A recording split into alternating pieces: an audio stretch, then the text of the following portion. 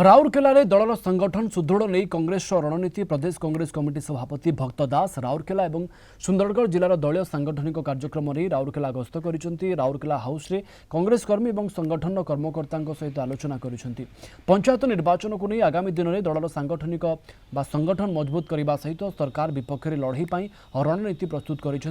राज्य में चली एसआईआर को नहीं साधारण लोकों मन में असंतोष को नहीं दलीय कर्मकर्ता सहित बैठक में आलोचना कर सहित राज्य में होता बन्या स्थिति को नहीं किभली भाव में लोकों पाखे छिड़ा होगा अपील कर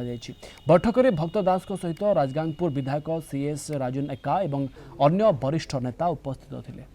राउरकेला सुंदरगढ़ में आम कार्यकर्ता मान सहित संगठन उपर आलोचना अच्छे आज विशेष कार्यक्रम रखा नहीं जेहेतु ओडिशा बन्या भासुचे तेणु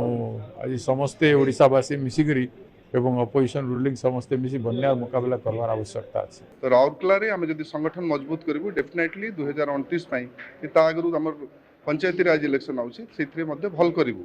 आदि लोकों संगे आम जड़ित थी आम संगठन ठीक थी कर्मी मैंने ठीक थे आगू बढ़ू से विषय में आलोचना करने।